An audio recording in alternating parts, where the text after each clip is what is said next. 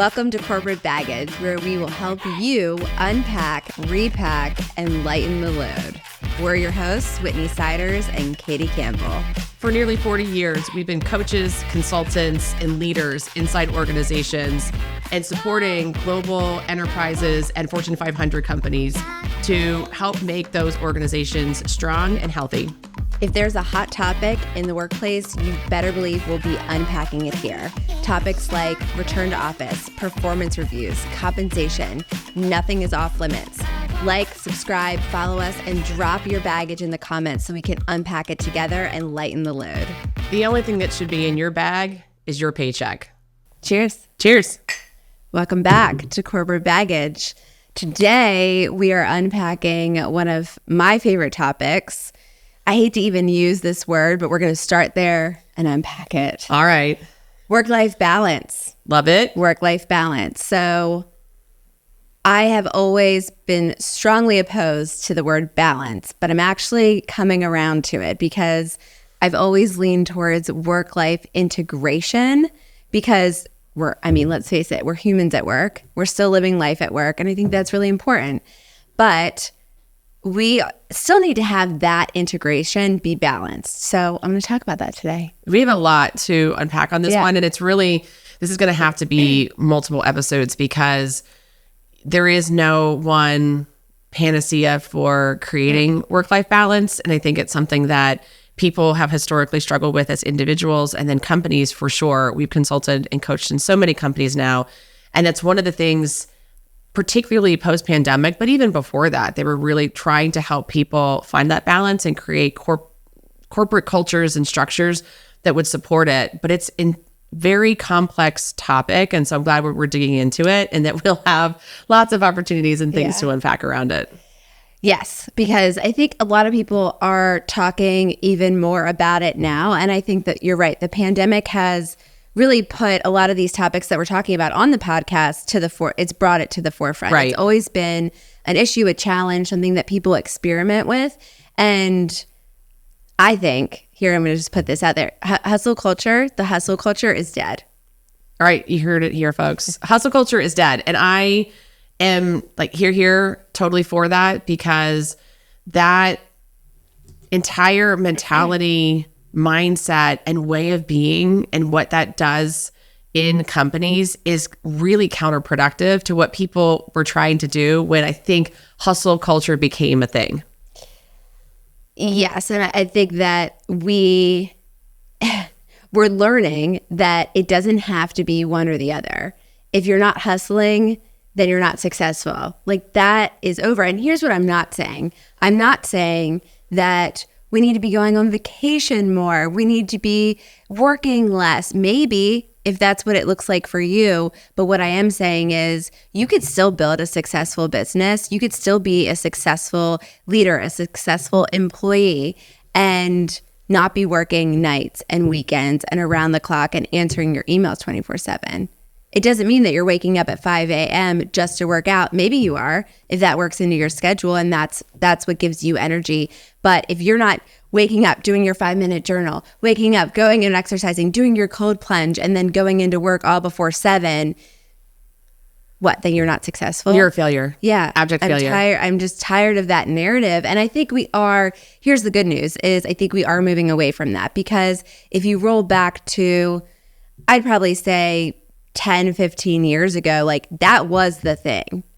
If you weren't doing that and you weren't listening to people like Jocko Willink, who I love Jocko, what's his book? Extreme Ownership. One of my favorites of all time.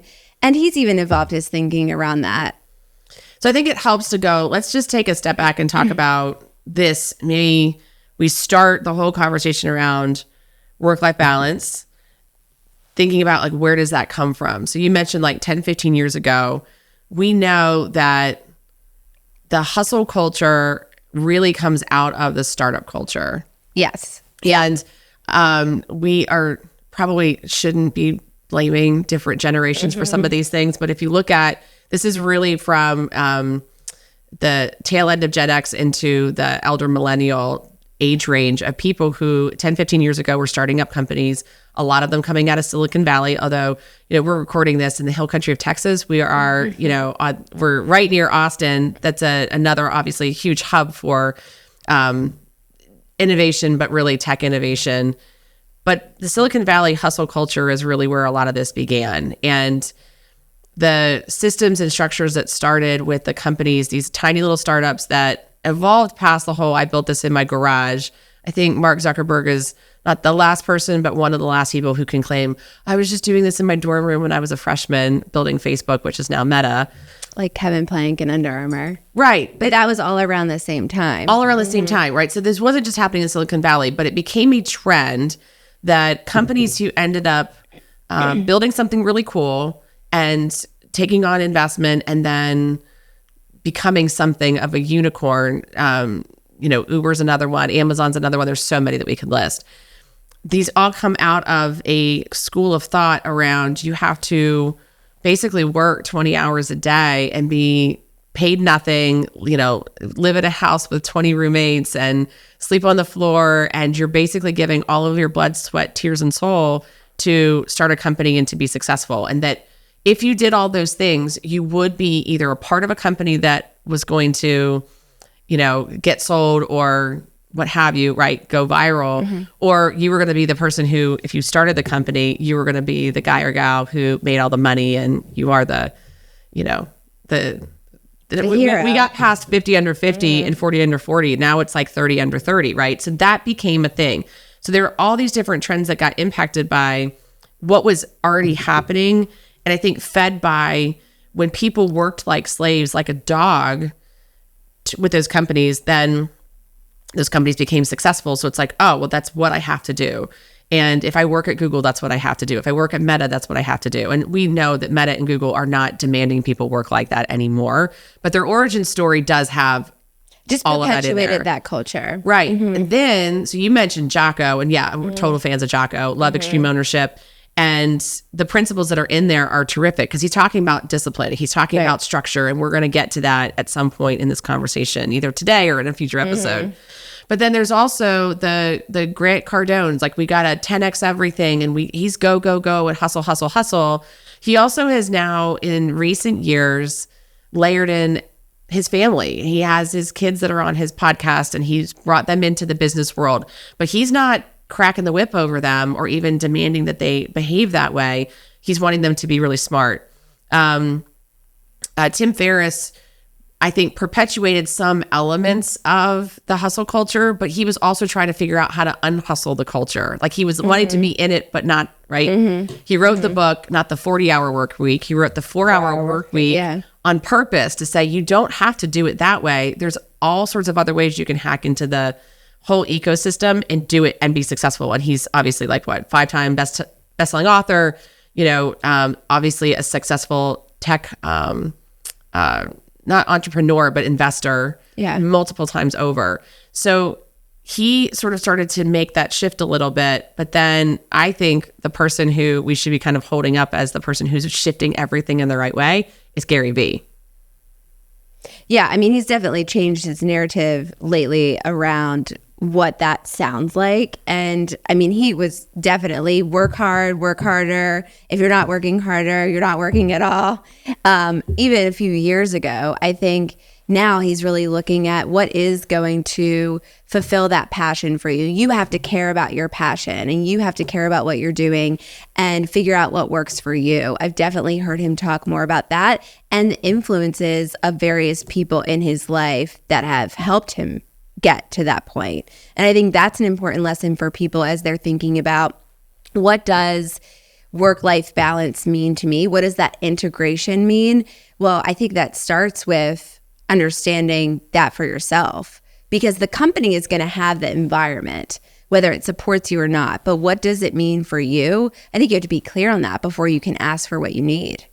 Yeah, I think that's true. I'm concerned about the fact that we were influenced by the hustle culture, and it's alluring. Like, let's be honest. If you just expend a ton of energy, especially when you're in your 20s and early 30s, and maybe you have more energy and just like disposable time compared to people who have or a little bit older and might have bigger obligations, it makes a lot of sense, because if I work my tail off and I actually think there could be a big payoff at the end, why wouldn't I do that? And so that was addicting for people.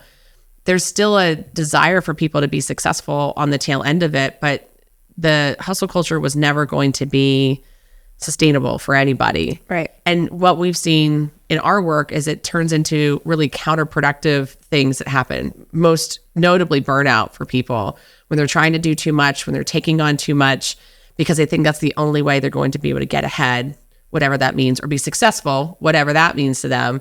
And it's counterproductive in the organizations where they work, whether it's the company, their own company that they run, or they're working for someone else. Yeah, well, it's setting the standards for everyone, because as soon as that behavior is observed, everyone thinks that that's how we do it here and how it's done. When you have emails that are being sent at 1, 2 a.m. and you're expecting a response or saying the next day, hey, did you see that email? Right. That is perpetuating that behavior, of which then becomes standard. And it's certainly not sustainable. And so the opposite of that is, yeah, I love how you said burnout. Yes, that is, we do have boundaries as individuals around that. And there's this flip side that we certainly need to talk about around the systems that perpetuate that burnout too. It's the leaders, it's the systems, it's the communication tools, it's all of those things that really just, make it worse. It does. And I know that our plan wasn't necessarily to go in this direction, but I have to call it out, because when we think about where some of this hustle culture comes from, the majority of entrepreneurs, especially in Silicon Valley 10, 15 years ago, overwhelmingly were male. And then the people that we just listed as the people who were in under for no wrong reasons, right? They thought they were doing and perpetuating a really good way of being successful and getting ahead. They're all men. And so when we think about hustle culture, if the influences are all coming from one demographic in the United States in particular, because it's where we live and work, that's going to be a challenge. That's going to be a challenge, because the experience that these men have had are not necessarily the experience that their partners have had. And many of them are partnered up. Many of them have children. And so it's not the same necessarily for men and women too. So if you and I wanted to participate in the hustle culture, and if I'm being honest, I was doing a whole lot of things, especially in my 20s, to figure out what else could I do. But in my early 30s was really doubling down on that. Like, what else can I do? Should I write a book? If podcasting was as big back then, we probably would have tried to do this too. But like, what else can I do? Can I take on a side job, or to build skills, to build credibility, to build just overall capability? And it was hard for me to do that, because at the time I had really, really small children or infants. And that's not always the same for the folks who were the ones who were like the trendsetters in hustle culture. Yeah. Sometimes, let's just be honest, with infants, you're choosing between sleep and getting up at 5 a.m. where you're probably already up, right? So the choice is, do I have energy for the day, or do I, continue to, kill my body? So the options are different. You're looking at different choices, and that's going to be the case across moms, dads, caregivers. Oh, for sure. All the time. So we are talking about female, but it can also be males or caregivers in that instance, and different phases of life, right? Like, we're talking about kids, but we also know that there's a large population now that is not only working, taking care of their older children, maybe teenagers, or they're off to college, and they're taking care of their aging parents. That's a huge part of the population right now, and that's a full-time job in and of itself. There hasn't been a really great counter trend or a following trend to hustle culture, though. So what we had is hustle culture and burnout, but we really haven't had something that's the happy medium to say, okay, well, if it's not hustle culture, what should it be? And the reality is that there are a lot of people who are ambitious and want to start companies, and they want to flex their skills. They want to be successful and work really hard. But we're the world that we're living in is a lot harder to live in now and to do all those things than it was 10 or 15 years ago. So what's the alternative?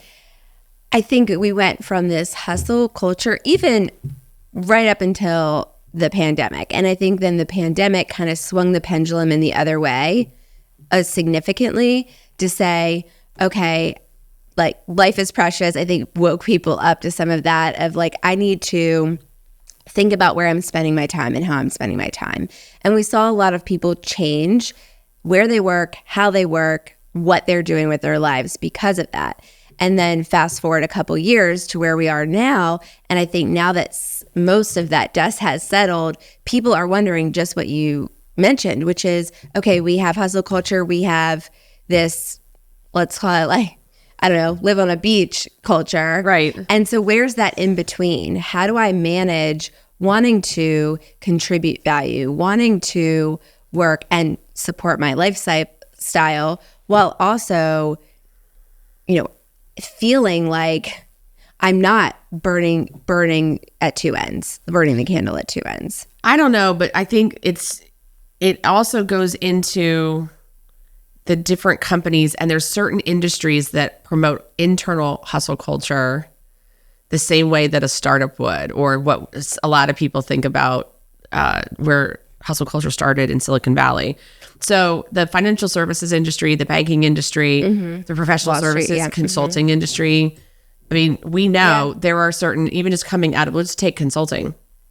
We know there are consulting firms, that require people to be on all the time. The expectation, even though it says you're getting paid for 40 hours worth of work, is that you're on 40, 50, 60, 70 plus hours a week. And billing that. Right? So you're doing the work of at least 1.5, if not 2 people, and billing that to clients. And you are also only getting paid for the work of one. And that is because that historically has been, and because we have so many generations in the workplace, this trend perpetuates. It's sort of like, well, that's how you cut your teeth. That's how you get the experience. That's how you demonstrate your value to the company, by working all those hours and being all in there. And if you don't do that, you don't get the great projects, or we'll send you on your way. You can't cut it. So cutting it in those industries is hustling all the time to keep up, to get ahead, as opposed to doing deep and thoughtful work, as opposed to doing it in a way that doesn't lead to burnout. There's tons of industries that is just the way things have been for a very long time. And because the people at the top of those companies are typically people who grew up in those industries, that mentality still perpetuates. And it's really hard for those companies to try and turn things around and make it so that there could be more balance, because their system and structure was set up to say you're an employee and you work 80 hours a week. Right. It makes me wonder, go with me on this one, it's not an all or nothing scenario. So do those types of companies, would they benefit from a little bit more balance? Sure. And what if we looked at the workforce in a way where there were certain companies where you went there for a year to cut your teeth. You went there for a year and there was this dose of hustle that helped you versus you come here and work for years until you burn out and then you leave. It's more of, here's what you go into it knowing, almost like a certain type of, in the medical field, when you go into a residency, that is going to be what it is, right? And so you go into working at it. It's almost like a program that you go through, you graduate from. And I mean, I think a lot of times that's how people go into it without it being labeled that already. I think there are companies that have done a great job at defining that and making it more explicit. McKinsey is the number one that I can think of. I was never going to be picked by McKinsey. I didn't go to a top business school. But as a consulting firm, they're the gold standard. They have been for a very, very long time. And a couple of coaching clients of mine worked for McKinsey back in the day when they started their careers, and said that was the expectation, but we knew it going in. And we also knew that it wasn't supposed to be for the next 20 years that we were going to work like that. It really was the way that they trained people to think critically, to be able to be as global as they needed to. And really that was what everybody knew. So it wasn't a surprise going in. Right. The challenge is that a lot of companies continue to perpetuate that beyond that. So for McKinsey, maybe they time caps it, or they cap the amount of time that they make people do that, or they've really probably softened it a lot more, especially in the last couple of years. But there's a ton of other industries that don't do that. It's sort of just like, wow, you're on Wall Street. This is the way that it is. Well, and to the McKinsey situation, it's how do you turn that on and off? You have it, if it is a certain amount of time, it's still the culture that is being taught. And then that, whether conscious or subconscious, lives on. Whether you're in that first year or you're in your 10th year, it's still it's learned behavior. It is. And it makes me think, we use lots of companies as examples of the trendsetters in our episodes. And the McKinsey's another example, and I don't want to pick on them because I love their thought leadership, and they do a ton of great research and studies, and they really do have their hands in a lot of interesting work across the globe. So they've got a very interesting perspective in that regard. And when you know that the gold standard, this is what they have their associates do or their lower level employees do, other professional services firms will look at that and say, oh, well, that's how you get to be the gold standard. It's not the only way they get to be a gold standard. They recruit the best and the brightest people in the country, hands down, full stop. So it makes sense why they get to be the gold standard, because they're trying to get the top people from all the business schools and graduate schools, doctoral programs, and super smart strategy. And they're very successful at it. So it's that, plus you get people who are ambitious and want to work hard, and that's what they do. But you and I have worked in other professional services companies where they want to have that same level of, we're going to be on all the time and super responsive, and like, you got to go, go, go. And that's the only way to be, without it being McKinsey. It never was. And it does perpetuate some really unhealthy behavior, both from how individuals feel like they need to basically never sleep, like don't eat, don't go on vacation for fear of not being promoted or not being seen as a dedicated employee. And as you said, it gets perpetuated by leaders and managers who go, well, this is just the way that we do things. Yeah. I mean, it's just learned behavior. And I think a lot of it is subconscious, because you're doing it in a way that was either taught to you, it was learned. And it is that part of our brain where when you do something, you get a reward. You do something, you get a reward. You do something, you get punished. It's basic human behavior. So to unwind that as a business, as a leadership team, is really tough to do. And so often what at least I've seen is it takes a major change that influences that, whether that is an acquisition, a re-strategizing of the plan, something like that, or a major shakeup in terms of leadership. And someone coming in from a different company and saying, this isn't how we're going to do it. This is how we're going to do it. And I've seen companies be much more successful, not even in just doing that, but when they say, let's actually hear from our people what they want, and not give them everything they want, but also just understand right now in this moment, what does that mean for our people?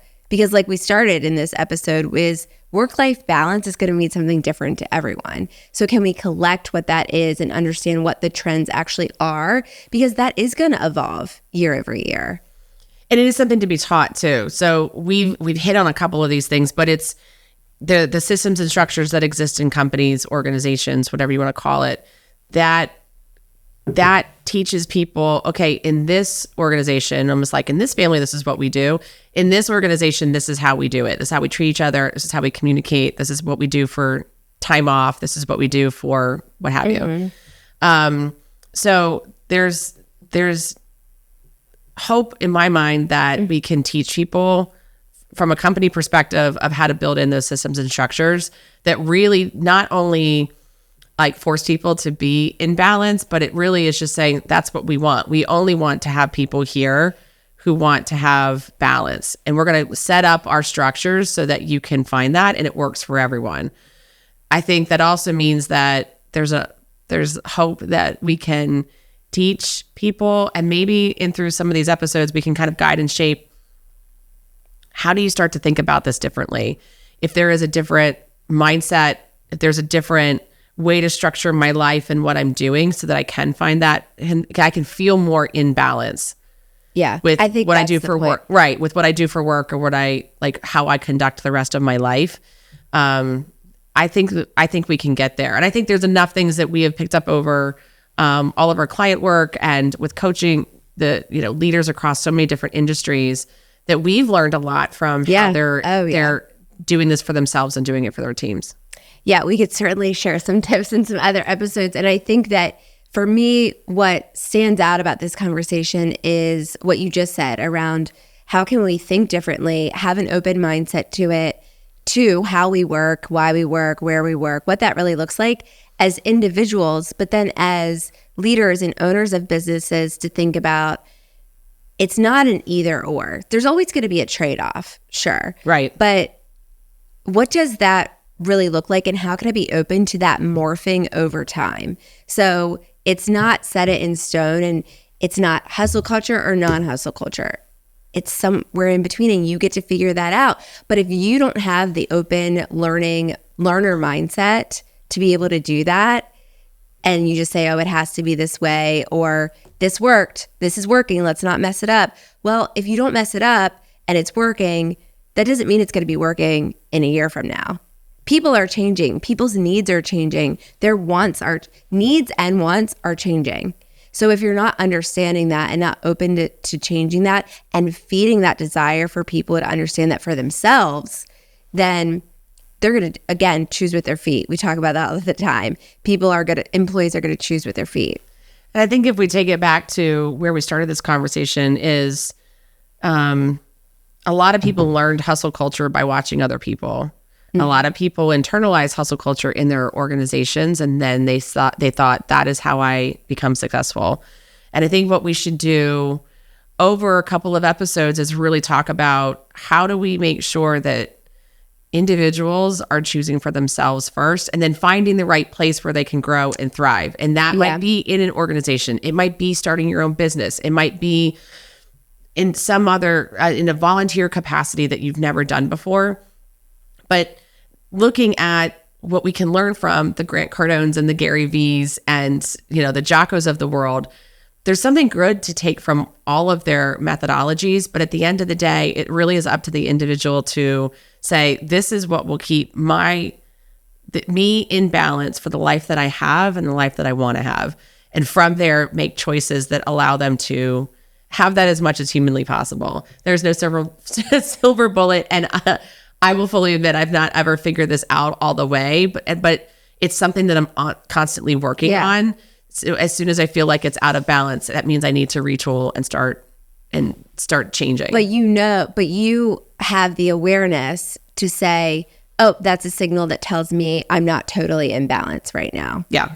Right. I think that's the difference is one, being open to exploring that and knowing that it's never going to be exactly right. I agree with you. It's 100%, at least for me, always an experiment. What's going to work, but being really intentional with it creates the awareness to then say and spot those signals when it's off and to adjust quicker versus it getting to the point where you're completely a mess or burnt out and then game over. Right. So I think it's awareness, intention, and then just continuing to be open to changing things. I like it. Whitney, I think this one's in the bag. I think we got this one in the bag for today. Thanks for listening. If you have some corporate baggage you want to unpack or something you took away from the conversation, drop it in the comments. Find our social links in the description. Please like, comment, subscribe, and share these episodes.